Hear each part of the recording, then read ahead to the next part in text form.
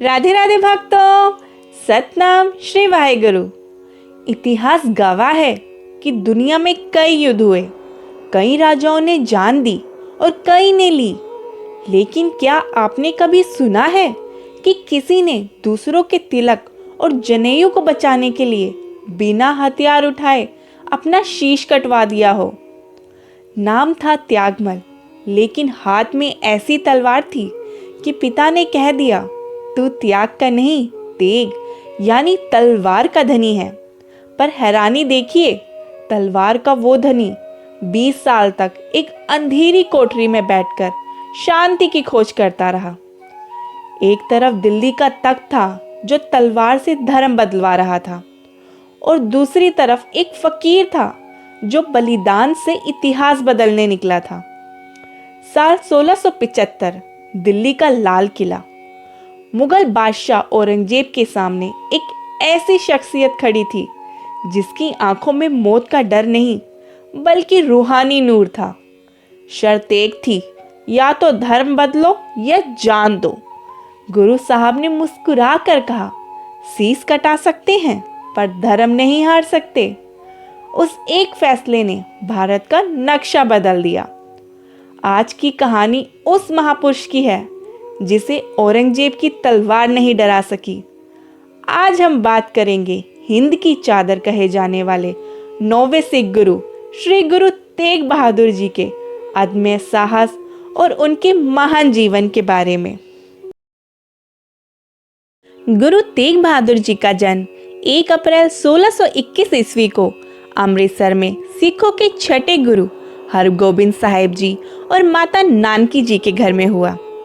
अमृतसर का वह स्थान आजकल गुरुद्वारा गुरु का महल कहलाता है। गुरु तेग बहादुर जी के जन्म के समय गुरु पिता हरगोबिंद साहिब जी तब श्री हरमंदिर साहिब में आसा की वार का कीर्तन सुन रहे थे। कीर्तन की समाप्ति के बाद जब उन्हें बालक के जन्म की खबर मिली तो गुरु हरगोबिंद साहिब जी, बाबा विधि चंद, भाई जेठा जी आदि सिखों के साथ अपने महल पहुंचे। बालक का मुख देखकर गुरु पिता ने उन्हें बड़े प्रेम से गले लगाकर शीश झुकाकर नमस्कार किया। यह दृश्य देखकर बाबा विधि चंद बड़े हैरान होकर बोले, हे महाराज, आपने बालक के आगे शीश क्यों झुकाया? पिता के आगे तो बालक शीश झुकाता है।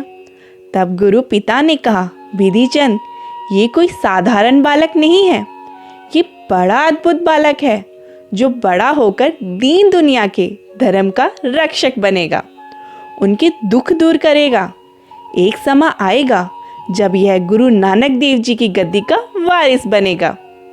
गुरु पिता ने यह भी कहा कि भविष्य में इस बालक के घर ऐसा पुत्र पैदा होगा जो दया और तेग का धनी होगा और गुरु नानक देव जी का नाम चमकाएगा।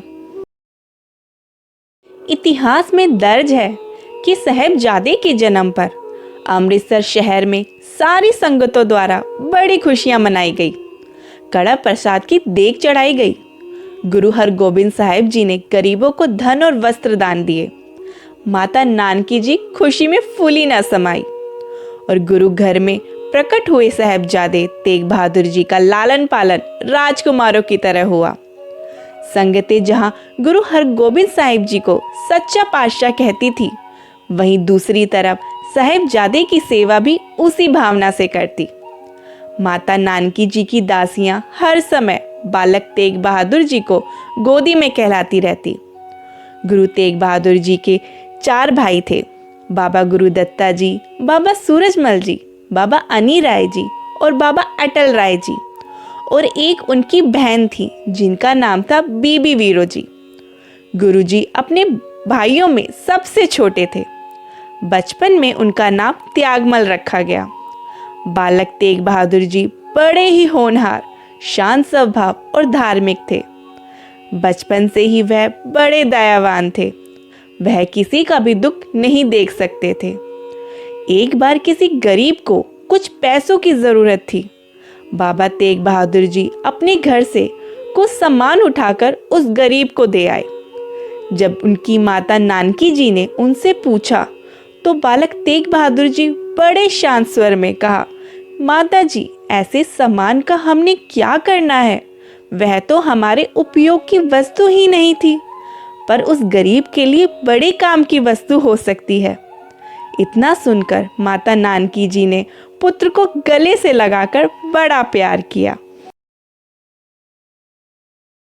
बालक तेग बहादुर जी जब 3 वर्ष के थे, उनके बड़े भाई बाबा गुरु दत्ता जी का विवाह था और उस दिन माता नानकी जी ने उनको बड़े सुंदर वस्त्र और गहने पहनाए और हाथों में सोने के कड़े पहनाए।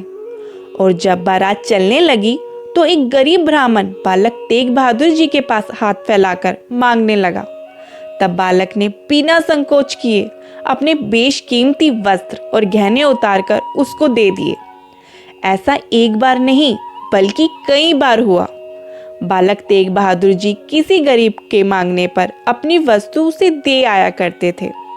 इस कौतुक को देखकर उनके पिता गुरु हरगोबिंद साहिब जी कई बार कहा करते थे, ये महापुरुष गृहस्थ में रहकर ही वैरागी बनेगा। 5 वर्ष की आयु होते ही बालक तेग बहादुर जी ने अपने अन्य भाइयों के साथ भाई गुरुदास जी और बाबा बुद्धा जी से शास्त्रीय विद्या ग्रहण की। साथ ही उन्होंने घुड़सवारी और शस्त्र विद्या भी सीख ली। तलवार चलाने में गुरुजी को महारत हासिल थी। गुरु तेग बहादुर जी की साखी में मिलता है कि गुरुजी का स्वभाव गुरु नानक देव जी से मिलता जुलता था। उन्हीं की तरह संजीदा चेहरा और शांत स्वभाव था और उन्हीं की तरह गुरुजी कई कई घंटे समाधि में लीन रहा करते। एक ऐसी ही घटना जिसने 7 वर्षीय बाबा तेग बहादुर जी के कोमल हृदय पर बड़ा असर किया था, वह था उनके बड़े भाई अटल राय जी का ज्योति ज्योत समाना। सिख इतिहास में यह साखी इस प्रकार है। बाबा अटल राय जी बाबा तेग बहादुर जी से 2 साल बड़े थे। एक बार बाबा अटल राय जी और बाबा तेग बहादुर जी अपने साथियों के साथ आंख मिचोली का खेल खेल रहे थे। ढूंढने की जिसकी बारी आती उसे वह बारी देनी पड़ती थी। अंधेरा हो जाने के कारण उस दिन खेल खत्म करना पड़ा, पर ढूंढने की बारी मोहन नामक बालक की थी। अगले दिन वही खेल शुरू किया गया, पर मोहन खेलने ना पहुंचा। सभी को लगा कि मोहन अपनी बारी से बचने के लिए नहीं आया। तब बाबा अटल राय जी और बाबा तेग बहादुर जी अपने सभी साथियों के साथ उसे लेने उसके घर पहुंच गए। उनके घर वालों को रोता हुआ देख उन्हें पता चला कि मोहन की सांप के डसने से मौत हो गई है। उस समय बाबा अटल राय जी ने स्वाभाविक ही कह दिया कि मोहन, अब तेरी ढूंढने की बारी आई तो तू जानबूझकर बहाना बनाकर क्यों सो रहा है? चल उठ, अपनी बारी खेल। इतने वचन सुनते ही मोहन उठ गया और बाबा अटल राय जी के साथ खेलने चला गया। ये सारी खबर गुरु हरगोबिंद साहिब जी को पहुंच गई। नियम अनुसार बाबा अटल राय जी अपने गुरु पिता को माथा टेकने अकाल तख्त आए, तो पिता गुरु हरगोबिंद साहिब जी ने गुस्से में फरमाया, अटल राय, करामत दिखाने का अर्थ है ईश्वर की बराबरी करना। हमारे पिता गुरु अर्जन देव जी ने प्राण दे दिए पर करामत नहीं दिखाई। आपने ईश्वर की बराबरी की है। अब तो या हम संसार में रहें या तुम। तब बाबा अटल राय जी ने हाथ जोड़कर चरणों में माथा टेका और कहा, महाराज, मुझसे गलती हो गई। आप तो गुरु नानक देव जी का स्वरूप हो, दीन दुनिया के मालिक हो, इसलिए पिताजी हम ही संसार से चले जाते हैं। इतना कहकर बाबा अटल राय जी श्री हरमंदिर साहिब से थोड़ा दूर एक जंगल में चादर तानकर ज्योति ज्योत समा गए। बालक तेग बहादुर जी के कोमल हृदय पर इस घटना का बड़ा गहरा असर हुआ और साथ ही माता नानकी जी का हृदय भी तब से बड़ा विचलित रहने लगा। वह हर समय उदास रहने लगी। एक दिन उनके पति श्री हरगोबिंद साहिब जी ने उन्हें बड़े प्यार से समझाया कि निरंकार की रजा खुशी के साथ मानने का उपदेश दिया।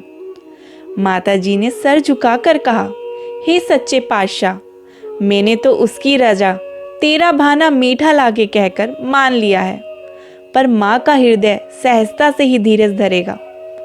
मैं सोचती हूँ मेरा पुत्र अटल तो बड़ा करिश्माई था, पर मेरा तेग बहादुर तो पूरा साधु रूप है। तब गुरुजी ने धीरज देते हुए कहा कि नानकी जी, आपका पुत्र किसी दिन हिंद की चादर कहलाएगा। यह वो करिश्मा दिखलाएगा जो कभी किसी ने ना किया हो। ऐसी बातें सुनकर माताजी को उम्मीद की किरण दिखाई दी। उन्होंने हाथ जोड़कर कहा, हे सच्चे पातशाह, क्या मैं इसे वाहेगुरु का वरदान समझूं कि मेरा तेग बहादुर एक दिन गुरु नानक देव जी की गद्दी पर बैठेगा। गुरुपति ने तब बड़े शांत होकर उत्तर दिया, गुरु नानक देव जी का हर जीव पर मेहर है। जो सच्चे मन से मांगता है वह अवश्य पूरी करता है। इस तरह की बातें सुनकर माता का हृदय शांत हो गया और 7 साल के बाबा तेग बहादुर कई बार माता जी से अक्सर पूछा करते कि मेरे बड़े वीर जी ज्योति ज्योत क्यों समा गए हैं। गुरु पिता ने उन्हें ऐसा हुक्म क्यों दिया। दादा अर्जुन देव जी की शहीदी कैसे हुई थी। ऐसे प्रश्नों के उत्तर बड़े प्यार से माता नानकी जी अपने पुत्र तेग को सुनाया करती। गुरु अर्जुन देव जी की साखी सुनकर बालक तेग बहादुर जी बड़े प्रभावित होते और कई बार कितनी कितनी देर गुरुजी अपनी आंखें बंद करके ऐसे बैठे रहते जैसे कोई महान तपस्वी हो, और फिर कई दिन कुछ ना खाते और ना पीते और ना ही किसी से कुछ खुलकर बात किया करते। ऐसी दशा देखकर उनकी माताजी और उनके बड़े भाई बहन फिक्रमंद हो जाया करते। तब गुरु पिता हरगोबिंद साहिब जी बड़े प्यार से उन्हें समझाते कि यह बालक जन्म से ही अंतर्ध्यान हो जाता है, इसलिए आप इसकी फिक्र मत किया करें। अक्सर बाबा तेग बहादुर जी अपने पिता गुरु हरगोबिंद साहिब जी के साथ शिकार खेलने भी जाया करते थे। 14 वर्ष की आयु में बाबा तेग बहादुर जी ने अपने पिता के नेतृत्व में मुगलों के साथ युद्ध किया। बाबा तेग बहादुर जी ने पैंदी खां को तलवार की जोहर दिखाकर जीत हासिल कर ली। बाबा तेग बहादुर जी ने डरे सहमे गांव के लोगों को पैंदी खां के जुल्मों से बचाया। युद्ध में जिस तरह बाबा तेग बहादुर जी ने तलवार के जोहर दिखाए, उससे प्रसन्न होकर उनके गुरु पिता हरगोबिंद साहिब जी ने उन्हें तलवार का धनी मानकर उनका नाम त्यागमल से तेग बहादुर रख दिया। 14 सितंबर 1632 ईस्वी में बाबा तेग बहादुर जी का विवाह करतारपुर के निवासी लालचंद और माता भीषण कौर की सुपुत्री माता गुजरी जी के साथ संपन्न हुआ। बाबा तेग बहादुर जी की साखी में दर्ज है, जब छठे गुरु हरगोबिंद साहिब जी को जब अपना अंतिम समय आता हुआ दिखाई दिया, तब उन्होंने अपने पोते श्री हर राय जी को गुरु गद्दी के योग्य समझते हुए 19 मार्च 1640 ईस्वी में सिखों का 7वां गुरु घोषित कर दिया। उस समय माता नानकी जी ने अपने पति गुरु हरगोबिंद साहिब जी से विनम्र प्रार्थना करते हुए कहा, हे महाराज, आपने हमारे पुत्र तेग बहादुर जी की ओर ध्यान नहीं दिया। अंतर्यामी गुरु जी ने तब उन्हें कहा कि मेरा शरीर त्यागने के बाद आप अपने परिवार सहित अपने मायके गांव बकाला में बस जाना। समय आने पर पुत्र तेग बहादुर जी को गुरु गद्दी प्राप्त होगी। 19 मार्च 1644 ईस्वी को गुरु हरगोबिंद साहिब ज्योति ज्योत समा गए। उनके वचन को पूरा करते हुए उनकी पत्नी माता नानकी गांव बकाले में परिवार सहित बस गई। यहाँ पर बाबा तेग बहादुर जी 26 साल घर के एक छोटे से कमरे में रहकर रात दिन सिमरन करते रहते। बाबा तेग बहादुर जी केवल 15 साल की उम्र में ही समाधि में लीन हो गए। इतनी छोटी उम्र में तप करना उनके सत्कार में वृद्धि करता था। गुरु हरगोबिंद साहिब जी के छोटे साहिबजादे होने के कारण आसपास के लोग बाबा तेग बहादुर जी का बड़ा आदर सत्कार किया करते। एक बात और है जो उनको सबसे अलग बनाती है, बाबा तेग बहादुर जी अपनी बंदगी का दिखावा कभी नहीं करते थे और सोधी साहिबजादों की तरह ना ही वह लोगों को वर दिया करते और ना ही शराब दिया करते, बल्कि वह ज्यादातर समय चुप ही रहा करते थे। इस शांत स्वभाव का होना समझदार लोगों पर गहरा प्रभाव डालता था। घर का सारा प्रबंध माता नानकी जी के हाथों में था। आए हुए मुसाफिरों के लिए गुरु का लंगर हमेशा चलता रहता। यहाँ ध्यान देने वाली बात है, बाबा तेग बहादुर जी की पत्नी की उम्र केवल 12 वर्ष की थी जब उनके पति साधना में लीन हो गए।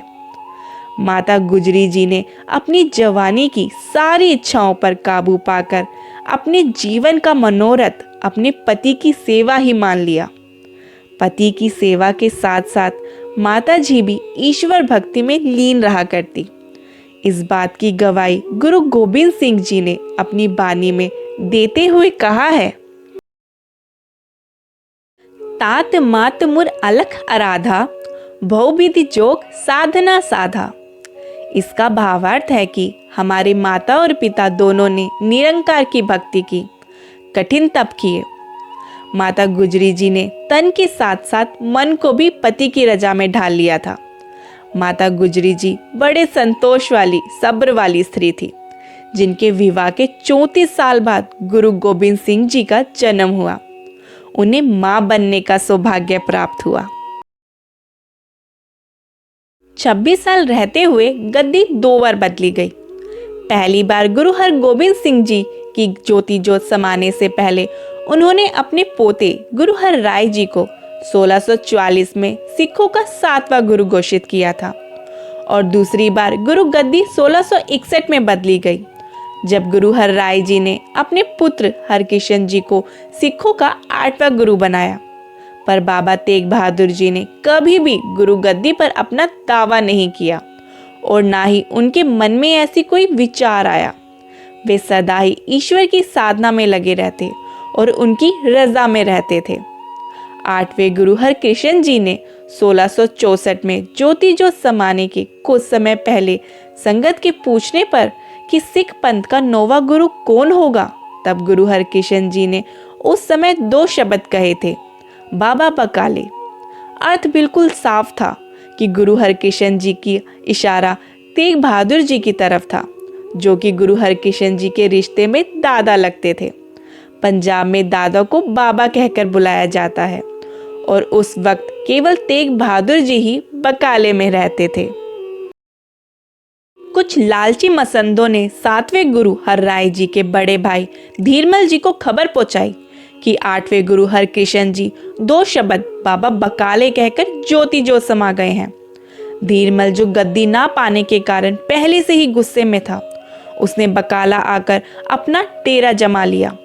गुरु अर्जन देव जी का आदि ग्रंथ बाबा धीरमल के पास ही था, जिसका फायदा उठाते हुए वे अक्सर कहता था कि 9वें गुरु यानी गुरु नानक देव जी की गद्दी का वारिस मैं हूँ। 8वें गुरु हरकृष्ण जी ने मेरी तरफ इशारा किया है। इस तरह धीरमल को देखकर और सोधी साहिबजादे भी बकाले आ गए और कुल 22 मंजियां लगाकर वे सब गुरु बनकर बैठ गए। ये सब देखकर बकाली की संगतें तब बहुत परेशान हो गई। नकली गुरु संगतों को बहकाकर चढ़ावा तो बटोर लेते थे, पर सच्चे गुरु वाला धैर्य, तृप्ति और प्रसन्नता देने में समर्थ कोई न था। अंतर्यामी तेग बहादुर जी अपने भोरे में चुपचाप रहते और माता नानकी जी स्थिति पर नजर रखती। वह अपने पुत्र को अक्सर कहती कि अब समय आ गया है, पुत्र आप गद्दी पर बैठकर अपनी जिम्मेदारी संभालें, क्योंकि माता जी को यकीन था कि उनके पति गुरु हरगोबिंद साहिब जी के किए हुए वचन का पूरा होने का समय अब आ चुका है। परंतु तेग बहादुर जी कोई जवाब ना दिया करते, वह निरंतर भक्ति में ही लगे रहते। नगर टांडा जिला झेलम का रहने वाला मक्खन शाह लुभाना गुरु घर का सेवक था और वह एक बहुत बड़ा व्यापारी था। यहाँ तक कि समुद्र पर विदेशों में सामान बेचने व खरीदने जाया करता था। एक बार वह माल लेकर समुद्री जहाज से अपने देश लौट रहा था तो तेज तूफान आने से उसका जहाज डूबने लगा। उसने उसी समय मन ही मन गुरुजी के आगे 10 वंत की 500 मोहरे देने की मन्नत मांगी। गुरुजी ने उसकी अरदास स्वीकार की और समुद्र में एक बड़ी लहर आई और जहाज किनारे पर लग गया। उसने अपने गुरुदेव का शुक्रिया करा और अपना सारा माल बेचकर उसे तब बड़ा लाभ हुआ घर पहुंचकर उसने सबसे पहले दसवंत की 500 मोहरे गुरु घर देने का मन बनाया। दिल्ली आकर उसे पता चला कि गुरु नानक देव जी की गद्दी पर अभी कोई भी गुरु विराजमान नहीं है। 9वें गुरु आजकल बाबा बकाले में हैं। वे भी बकाले में आ पहुंचा। वहां आकर उसने जो कुछ देखा उसका मन बहुत परेशान हुआ। 22 गुरु फकीरी वेश धारण करके अपनी अपनी मंजियां बिछाकर बैठे थे। वे समझ नहीं पाया कि आखिर सच्चा गुरु कौन है। मक्खन शाह बहुत समझदार थे। उन्होंने अपने साथियों समेत नगर के बाहर अपना डेरा लगा लिया। ये सुनकर कि एक रईस व्यापारी संगतों समेत गुरु के दर्शन करने आया है, तो नकली गुरु मक्खन शाह के पास आने लगे। हर नकली गुरु अपनी तारीफ और दूसरे की बुराई करने लगा। सभी नकली गुरु अपने को सच्चा गुरु कहलवाने के लिए एड़ी चोटी का जोर लगाने लगे। यह नाटक लगभग 11 महीनों तक चलता रहा। मक्खन शाह को एक तरकीब सूझी कि असली गुरु होगा वे अपनी मन्नत की मोहरे मांग लेगा। उसने हर गुरु के आगे 2-2 मोहरे रखकर माथा टेका, पर किसी ने भी बाकी मोहरे ना मांगी। वह समझ गया कि वह सब नकली गुरु बनकर बैठे हैं। अगले दिन मक्खन शाह शहर का दौरा करने निकल पड़ा। कुछ बुजुर्ग से पूछने पर उसे पता चला कि गुरु हरगोबिंद साहिब जी के छोटे पुत्र अपनी माता और पत्नी के साथ 26 साल से रह रहे हैं। वह सारा दिन निरंकार की भक्ति में लगे रहते हैं। यह सुनकर मक्खन शाह को समझ आ गया कि असली गुरु तेग बहादुर जी ही हैं। वह सुनते ही तेग बहादुर जी के घर पहुंच गया। कहा जाता है गुरु तेग बहादुर जी का घर सादा और छोटा सा था। ना वहाँ साजो सम्मान था और ना ही गुरु जी की तारीफ करने वाले मसंद। माता नानकी जी मक्खन शाह के साथ बड़े सत्कार सहित मिली। मक्खन शाह ने माता जी से हाथ जोड़कर विनती की, कृपया करके मुझे गुरु तेग बहादुर जी के दर्शन करा दें। माता जी तब चुपचाप अंदर चली गई। तब उन्होंने अपने पुत्र तेग बहादुर जी से दर पर आई संगत की आस पूरी करने की विनती की। गुरुजी ने मक्खन शाह को अपने कमरे में बुलाया। कहा जाता है उस समय गुरु महाराज अपने छोटे से कमरे में चौकड़ा मारकर बैठे थे और दूसरी तरफ माता गुजरी जी हाथ जोड़े बैठी थी। मक्खन शाह गुरुजी के नूरी मुख को देखकर बड़े प्रभावित हुए। उन्होंने 2 मोहरे गुरुजी के आगे रखकर माथा टेका और मन ही मन कहा कि गुरुजी, संगत बड़ी परेशान है, कृपया करो मेरी अरदास पूरी करो और हमें भरम से बाहर निकालो। मक्खन शाह की विनती सुनकर गुरुजी कुछ पल चुप रहे, फिर वचन किया कि मक्खन शाह, हमें माया की इच्छा नहीं है, पर जो 500 मोहरे की मन्नत मांगकर तू घर से चला था वह दसवंत लेना हमारा हक है, इसलिए मन्नत की बाकी मोहरे भी यहाँ रखो। मक्खन शाह यह सुनकर खुशी से झूम उठा। वह कमरे से बाहर निकला और छत पर चढ़कर अपना पल्ला हिलाकर जोर जोर से चिल्लाने लगा, गुरु लाधो रे, गुरु लाधो रे। संगत आओ, सच्चे गुरु के दर्शन करो, असली गुरु अब मिल गए हैं। मक्खन शाह ने जहाज डूबने से लेकर गुरु गद्दी मिलने तक की सारी कहानी संगतों को सुनाई, जिसे सुनकर संगतें निहाल हो उठी। नकली गुरु शर्मासार होकर तब वापस लौट गए, पर धीरमल गुरु हर राय जी का बड़ा भाई होने के कारण अभी भी गुरु गद्दी पर अपना हक जतलाता रहा। उसके मसंदों ने प्रचार जारी रखा कि असली गुरु धीरमल है, क्योंकि गुरु अर्जन देव जी का लिखा हुआ आदि ग्रंथ धीरमल के पास था, जिसके आधार पर वह लोगों में दृढ़ता से विश्वास दिलाता रहा कि गुरु अर्जन देव जी ने धीरमल को अगला गुरु घोषित करके ही उन्हें आदि ग्रंथ सौंपा था। कहते हैं कि सारी संगतों ने गुरु तेग बहादुर जी के आगे माथा टेका और संगतों ने इतनी भेंटें चढ़ाई कि गुरु जी के आगे खजाने का भंडार लग गया। 20 मार्च 1665 वाले दिन गुरु तेग बहादुर जी को गुरु गद्दी का तिलक लगाकर सिखों का 9वां गुरु बना दिया। बाबा बुद्धा जी के कुल से बाबा गुरु दत्ता जी ने गुरु तेग बहादुर जी को तिलक लगाया। सबसे पहले बाबा गुरु दत्ता जी ने 8वें गुरु हरकृष्ण जी द्वारा भेजे गए 5 पैसे और नारियल गुरुजी के सामने रखकर माथा टेका। उस समय माता नानकी जी ने गुरु हरगोबिंद साहिब जी के बख्शे हुए शस्त्र वस्त्र और मोतियों की माला गुरुजी को पहनाई। फिर भाई मक्खन शाह जी ने मन्नत की 500 मोहरे गुरुजी के आगे अर्पण की और साथ ही 125 रुपए की कड़ा प्रसाद की देग चढ़ाई। उस समय संगतों की खुशी का कोई ठिकाना ना था। 11 महीनों से संगतें अपने असली गुरु का इंतजार कर रही थी, इसलिए असली गुरु मिलने पर संगतों ने अपनी इच्छा अनुसार पैसा, वस्त्र, जेवर आदि भेंटें चढ़ाई। चढ़ावे का कोई हिसाब ना रहा। एक ही दिन में माता नानकी जी का घर भर गया और बकाले की गलियां धन गुरु नानक की धुन से गूंज उठी। कहा जाता है जब मक्खन शाह और संगतें रात होने पर अपने अपने घरों को लौट गई, तब गुरु तेग बहादुर जी के पास केवल 5 से 7 सेवादार ही रह गए थे। तब धीरमल का भेजा हुआ शीमसन अपने साथ 25 से 30 आदमियों को लेकर गुरुजी के घर आ गया। आगे गुरु चौकड़ा मारकर निरंकार के ध्यान में मस्त बैठे थे। शीमसन ने जाते ही गुरुजी पर गोली चला दी। गोली गुरुजी के माथे को छूती हुई निकल गई। खून की धार निकलने लगी। सेवादारों ने गुरुजी को पकड़कर लिटा दिया। दुश्मनों ने समझा गुरुजी ज्योति जो समा गए हैं। उन्होंने देखने की भी जरूरत न समझी, बल्कि चढ़ावे की सारी माया तथा वस्त्र आदि लूटकर धीरमल के डेरे चले गए। इस घटना की खबर आग की तरह सारी जगह फैल गई। सारी संगतें गुरुजी के घर की ओर दौड़ चली। मक्खन शाह धीरमल की नीचता सुनकर गुस्से में भर गया। वह अपने आदमी लेकर धीरमल के डेरे पहुंच गया। मक्खन शाह के साथियों की गिनती देखकर धीरमल के साथी डर गए।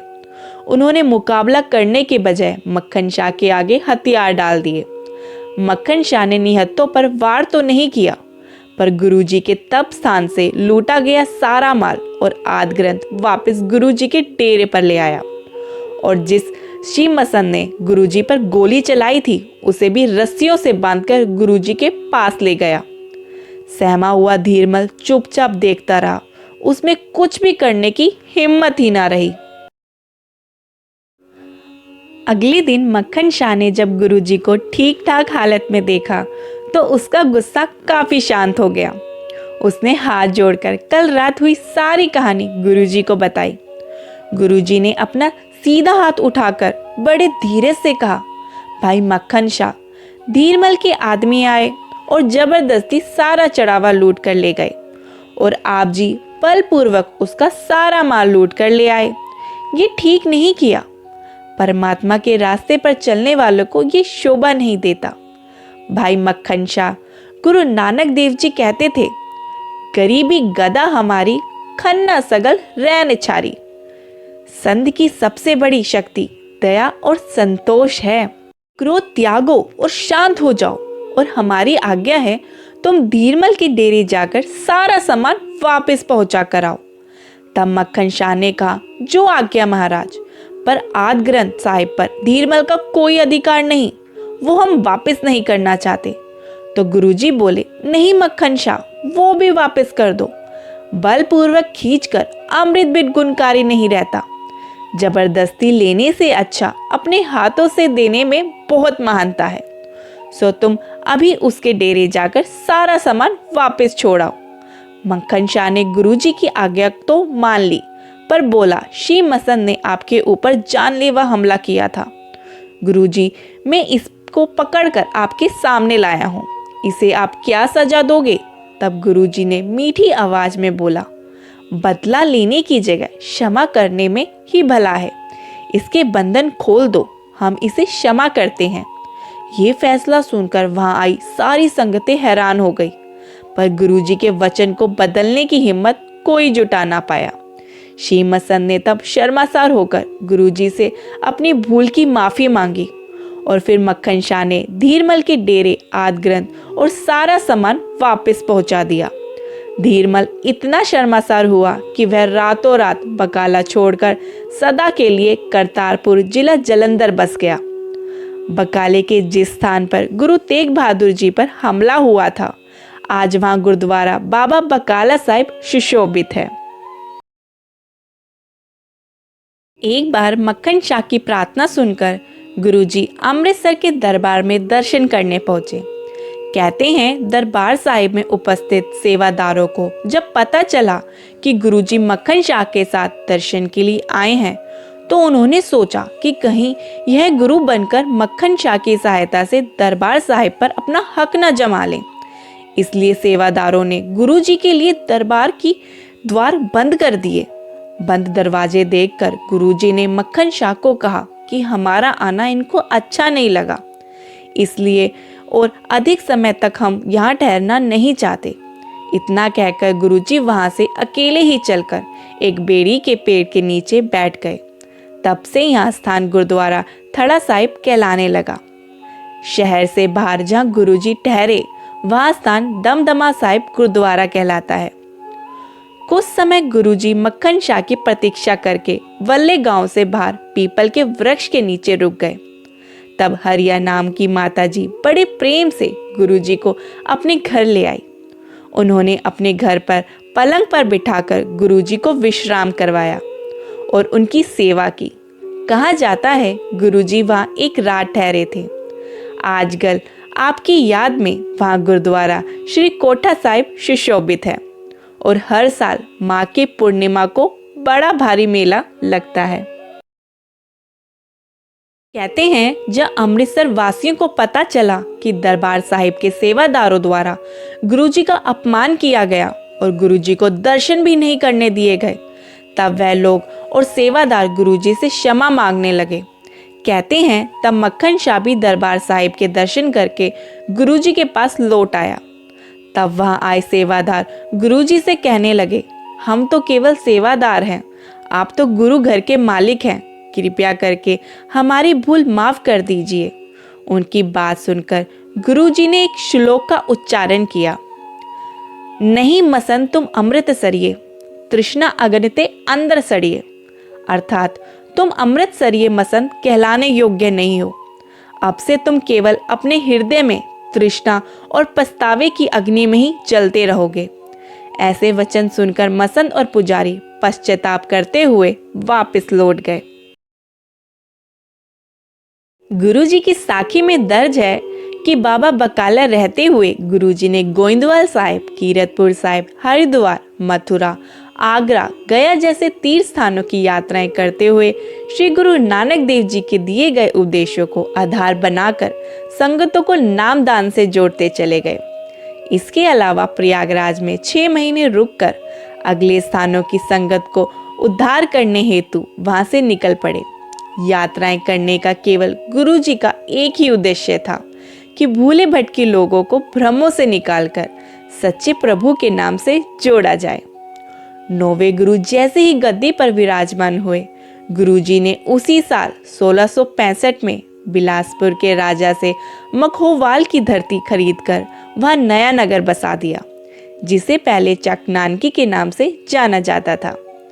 समय आने पर उनके पुत्र गुरु गोबिंद सिंह जी ने वहां का नाम बदलकर आनंदपुर साहिब रख दिया, जो आज तक प्रचलित है। कहा जाता है 22 दिसंबर 1666 ईस्वी में विवाह के 34 साल बाद गुरु तेग बहादुर जी के घर साहिबजादे गुरु गोबिंद सिंह जी का पटना के पवित्र धरती पर जन्म हुआ था। उन दिनों मुगल शासक औरंगजेब हिंदू धर्म का नाश करने पर तुला हुआ था। उसने फरमान जारी कर दिया कि कोई भी हिंदू राज्य के उच्च पद पर नियुक्त नहीं किया जाएगा। धार्मिक स्थानों पर रोक लगाने के लिए हिंदुओं पर जजिया टैक्स लगा दिया।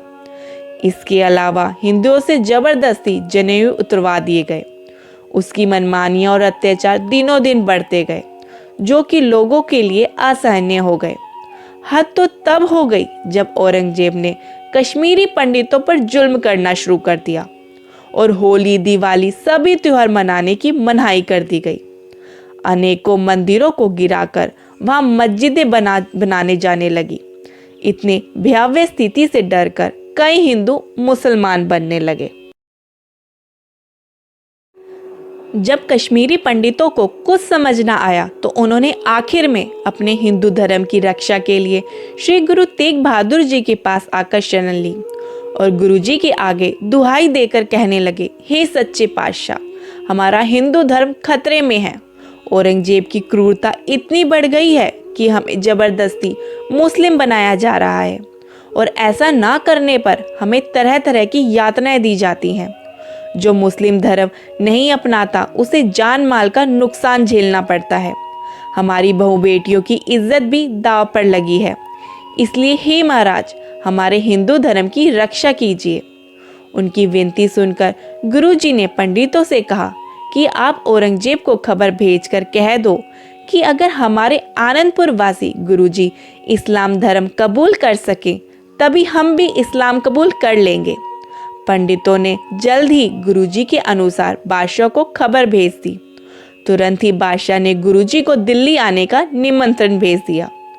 गुरुजी अपने साथ कुछ सिख को लेकर रास्ते में पड़ाव करते हुए संगतों को दर्शन देते हुए आगरा पहुंचे। वहां पहुंचते ही बादशाह ने चालाकी से गुरुजी को बंदी बनाकर दिल्ली पहुंचा दिया और बंदी गृह में बंद कर दिया। तब वहां बादशाह ने गुरुजी को एक संदेश भेजा जिसमें लिखा था कि इस्लाम धर्म अपना लो और फिर सारा देश आपका मुरीद हो जाएगा। सारे हिंदू भी आपको देखकर मुस्लिम बन जाएंगे और इस तरह जब सारा देश में एक इस्लाम धर्म हो जाएगा तो धार्मिक झगड़े अपने आप ही मिट जाएंगे। इतना सुनकर गुरुजी ने औरंगजेब के साथ एक वचन किया कि तुम सारे देश में केवल एक धर्म करना चाहते हो, परंतु ईश्वर चाहे तो 2 धर्म हिंदू और मुस्लिम की जगह 3 धर्म हो जाएंगे। औरंगजेब ने कहा, ये किस तरह हो सकता है? इस पर गुरुजी बोले कि इस बात का फैसला करने के लिए तुम एक मन साबुत मिर्चें जलाकर देखो।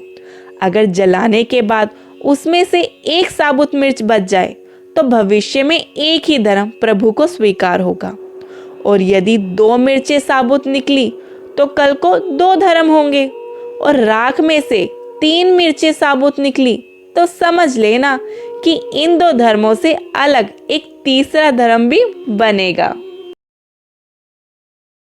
गुरुजी की साखी में दर्ज है, जब इस तरह ढेर जलाकर औरंगजेब ने राख को देखा तो उसमें 3 मिर्चें साबुत निकली। यह फैसला देखकर बादशाह बड़ा हैरान हुआ। कहते हैं जब गुरुजी ने किसी भी तरह मुसलमान बनना स्वीकार ना किया तो बादशाह ने गुरुजी के लिए संदेश भेजा कि अगर आप मुसलमान नहीं बनना चाहते हो तो कोई करामत दिखाइए। तब गुरुजी ने कहा, करामत तो कहर का नाम है जो हम नहीं करना चाहते। इस पर बादशाह बोला कि आपको इस्लाम भी कबूल नहीं करना और करामत भी नहीं दिखानी तो कत्ल होने के लिए तैयार हो जाओ। तब गुरुजी बोले, तुम्हारी पहली और दूसरी बात कबूल नहीं है, परंतु तीसरी बात कत्ल होना हमें स्वीकार है। उस समय गुरुजी के साथ कुछ उनके सेवादार सिख भी कैद थे। जब गुरुजी ने इस्लाम धर्म कबूल ना किया तो औरंगजेब ने गुरुजी को डराने के लिए गुरुजी के सेवक भाई मती दास जी, भाई सती दास जी और भाई दयाला जी को घोर कष्ट देकर शहीद करने का हुक्म सुना दिया। भाई मती दास जी को काजी द्वारा आरे से चिरवा दिया गया। भाई सती दास जी को रुई में लपेटकर जला दिया गया और भाई दयाला जी को पानी की उबलती डेग में डालकर उबाल दिया गया। गुरुजी के सच्चे सेवकों ने हंसते हंसते शहीदी दे दी। इनकी शहीदी के बाद गुरुजी को संदेश भेजा गया कि इस्लाम कबूल करो, नहीं तो आपके साथ भी यही व्यवहार होगा। बाकी 3 सिख भाई गुरुदित्ता जी, भाई उदो जी और भाई चीमा जी गुरुजी के पास रह गए। गुरुजी ने अपना अंतिम समय पास आता देख इन तीनों सेवकों को वचन दिया कि तुम अपने घरों को लौट जाओ, अब यहाँ रहने का कोई लाभ नहीं है। उन्होंने प्रार्थना की, हे महाराज, हमारे हाथों व पैरों को जंजीरों से बांधा हुआ है तथा दरवाजों को ताले लगे हुए हैं, हम यहाँ से किस तरह निकल सकते हैं? गुरुजी ने वचन किया, आप इस शब्द का पाठ करो, काटी बेड़ी पगहू ते गुरकीनी बंद खलास। इन शब्द का पाठ करने से आपकी जंजीरें अपने आप ही टूट जाएंगी और दरवाजों के ताले खुल जाएंगे। तुम्हें कोई नहीं देखेगा। गुरुजी का वचन मानकर भाई उदो और भाई चीमाची इस तरह आजाद होकर अपने घरों को चले गए। यहाँ गौर करने वाली बात यह है कि गुरुजी अंतर्यामी थे और एक महान शख्सियत के मालिक थे, जिनके पास असीम शक्ति थी, जिनके द्वारा उच्चारण किए हुए एक शब्द में इतनी ताकत थी कि सारी जंजीरें खुल गई और दरवाजे अपने आप खुल गए। अगर आप चाहते तो पलक झपकते ही जुल्मी के चुंगल से बच जाते। आपको इस संसार में कैद करने वाला कोई नहीं है। आप तो बस निरंकार के हुक्म में रहकर तेरा भाना मीठा लागे के सिद्धांतों पर खरे उतरे। भाई गुरुगत्ता जी अंतिम समय तक गुरुजी के साथ ही रहे। गुरुजी ने अपना अंतिम समय निकट आता देख आनंदपुर में अपने परिवार को धैर्य देने और प्रभु की आज्ञा को मानने के लिए श्लोक लिखकर भेजे, जिनमें से एक श्लोक यह है। गुण गोबिंद गायो नहीं, जन्म अकारत कीन, कहो नानक हर पज मना, जे विधि जल को मीन। गुरुजी ने चांदनी चौक के बंदी गृह में 57 श्लोक लिखे थे। ये वही श्लोक हैं जो गुरु ग्रंथ साहिब जी के श्लोक महला 9 के नाम से दर्ज है। गुरुजी के ये श्लोक आज भी लोगों को सही जीवन जीने के मार्गदर्शन करते हैं। गुरुजी की साखी में दर्ज है कि इन श्लोकों के साथ ही गुरुजी ने 5 पैसे और एक नारियल अपने सिक्के हाथ 1675 ईस्वी में आनंदपुर साहिब भेजकर 10वीं गुरु गद्दी अपने सुपुत्र श्री गुरु गोबिंद सिंह जी को दे दी। और अंत में 24 नवंबर 1675 ईस्वी का वह काला दिन आ ही गया, जब गुरुजी को चांदनी चौक में सूर्य अस्त के बाद औरंगजेब के हुक्म से जल्लाद ने तलवार की एक ही वार से शहीद कर दिया। कहते हैं इस अत्याचार के बाद तेज काली आंधी चली, पूरा आसमान लाल हो गया, जिसके अंधकार से गुरुजी के एक सेवक भाई जेठा जी को अवसर मिल गया। उसने गुरुजी का पावन शीश मुगलों से छुपाकर अपने कपड़ों में लपेटकर लगातार 5 दिन चलकर आनंदपुर साहिब आपके परिवार को सौंप दिया, जहां आपके शीश को बड़े सम्मान पूर्वक वैराग्य और शोकाकुल होकर अग्नि भेंट कर दिया गया। आपकी याद में वही स्थान आजकल गुरुद्वारा शीशगंज कहलाता है। इस तेज आंधी का फायदा उठाते हुए एक और गुरु घर का सेवक भाई लक्खी शाह बंजारा अपनी बैलगाड़ी के माल में गुरुजी का पावन धड़ छुपाकर अपने घर ले गया और गुरुजी के शरीर का संस्कार करने के लिए उसने अपने सारे घर को आग लगाकर अग्नि भेंट कर दिया, ताकि मुगलों को शक ना हो। उस घर के स्थान पर गुरुजी की याद में गुरुद्वारा रकाबगंज सुशोभित है, जो कि दिल्ली में स्थित है। गुरु साहिब जी ने अपना बलिदान देकर हिंदू धर्म को बचाकर इस बात को साबित कर दिया कि सिक्खी जात पात रंग नस्ल भेदभाव से कहीं ऊपर है। गुरुजी ने हिंद की चादर बनकर एक अधर्मी क्रूर शासक को उसकी औकात से परिचित कराया। गुरुजी के इस अमर बलिदान को हम कोटि कोटि प्रणाम करते हैं। क्या हम आज उनके इस बलिदान की कीमत समझ पा रहे हैं? क्या हम उस धर्मनिरपेक्षता और मानवता को बचा पा रहे हैं जिसके लिए 9वें पातशाह ने अपना खून बहाया? शायद गुरुजी की सच्ची श्रद्धांजलि यही होगी कि हम उनके बताए रास्ते पर चलें और हर मजलूम की ढाल बने। अगर आपको गुरु साहिब के जीवन की यह गाथा प्रेरणादायक लगी हो तो इसे औरों के साथ साझा करें, ताकि आने वाली पीढ़ियां जान सके कि हिंद की चादर किसे कहते हैं। और ऐसे ही प्रेरणादायक जीवनियों के बारे में जानने के लिए हमारे चैनल को सब्सक्राइब करना ना भूलें और कमेंट में ज़रूर लिखिएगा। वाहिगुरु जी दा खालसा, वाहिगुरु जी दी फतेह। राधे राधे।